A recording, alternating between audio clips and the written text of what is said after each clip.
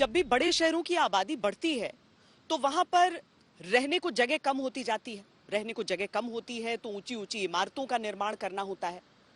भारत में भी अधिकांश शहरों में यही नजर आता है।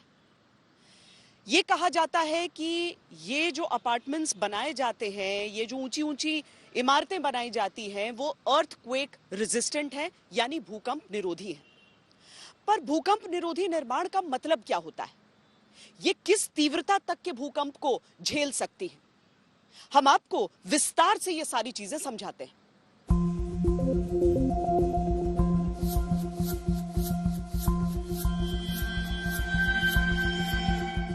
ऊंची ऊंची इमारतें, इमारतों में हजारों घर, ये आजकल का चलन ही नहीं, आवश्यकता भी है।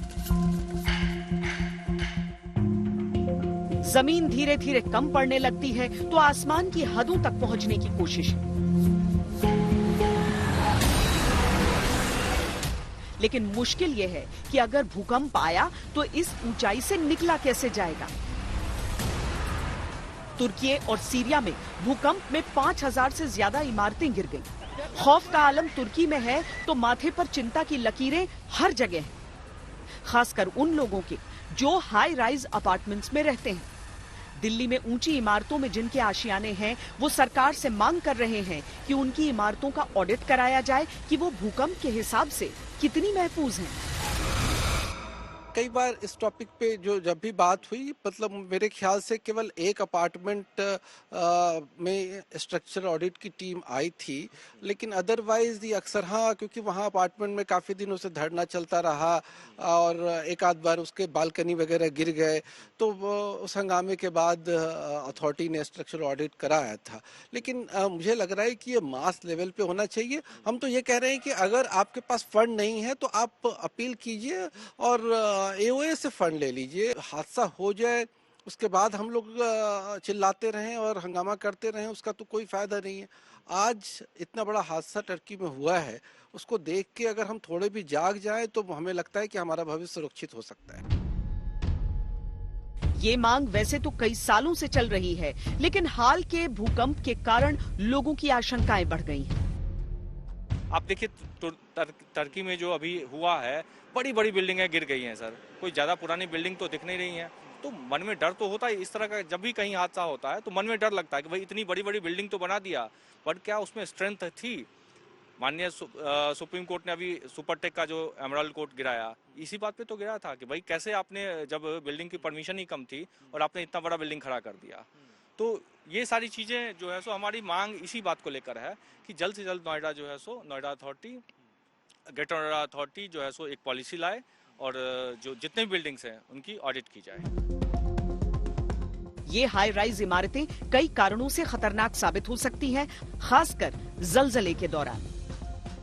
जमीन पर बने घरों के मुकाबले ऊंची इमारतों के गिरने की आशंका ज्यादा होती है, क्योंकि इनका वजन ज्यादा होता है और गुरुत्वाकर्षण का बल भी ज्यादा लगता है। ऊंची इमारतों के स्ट्रक्चर बनाने में इस्तेमाल होने वाली सरिया, बीम, कॉलम, दीवारें गिरी तो ज्यादा तबाही लेकर आ सकती हैं। भूकंप के दौरान शीशे की खिड़कियां, पार्टीशन भी नष्ट हो सकती हैं, जिससे इनमें रहने वालों को चोट पहुंचने का डर होता है। भूकंप के दौरान लिफ्ट फेल होने से लोगों के अंदर फंसने का भी डर होता है। भूकंप की वजह से आग लग सकती है, गैस लीक हो सकती है, जिससे उसमें रहने वाले लोगों को दिक्कत हो सकती है। अवेयरनेस प्रोग्राम जो है national disaster management authority, government of India जो नोडल है, उस दे रहा है। मिनिस्ट्री ऑफ होम अफेयर्स के जो एनआईडीएम है, national institute of disaster management, वो भी एहतियात बरतने की देता है कि अर्थक्वेक आएगा तो कहाँ पर छुपिएगा, माथा को बचाइएगा, कोई ये में कॉर्नर में रहिएगा, कोई हेवी के नीचे नहीं रहिएगा। तो all the protocol has been already जारी किया गया है, लोग उसको फॉलो कर रहे हैं और ये टर्की का एक तरह से अर्ली वार्निंग है। इन सब आशंकाओं से बचने के लिए हाई राइज बिल्डिंग्स भूकंप निरोधी डिजाइन और निर्माण से तैयार की जाती है। हमने ये जानने का प्रयास किया कि इन बिल्डिंग्स को बनाते वक्त किन बातों का ध्यान रखा जाता है।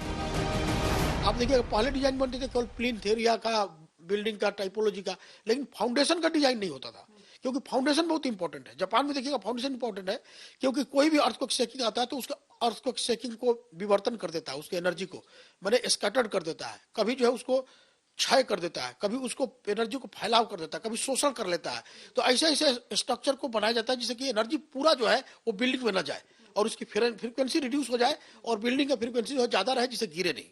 भूकंप रोधी इमारत इसी टेक्निक पर बन रही है कि पैरामीटर जनरेट करते हैं जियो टेक्निकल कि आपके बिल्डिंग के स्पेक्ट्रल फ्रीक्वेंसी कितनी होगी, पीक ग्राउंड एक्सेलरेशन जहां बिल्डिंग बना रहे वहां पर कैसा है, कम है कि बेसी है। यदि बेसी का है तो उस तरह से आपके स्पेक्ट्रल फ्रीक्वेंसी के लिए बनाना पड़ेगा स्ट्रक्चर, यदि कम है तो वहां और भी इंजीनियरिंग सोल्यूशन लेके बनाने पड़ेंगे और वो हम लोग कर रहे हैं, वो भारत सरकार कर रहा है। एनसीएस जनरेट कर रिपोर्ट जनरेट करके दे रहे हैं और ब्यूरो ऑफ इंडियन स्टैंडर्ड जो है उसको लगा रहा है बिल्डिंग डिजाइन कोड में। इसीलिए जो हजार्ड जोनेशन मैप जो बना है जोन 2 से लेकर 5 तक उसको हम मॉडिफाई कर रहे हैं माइक्रो जोनेशन करके।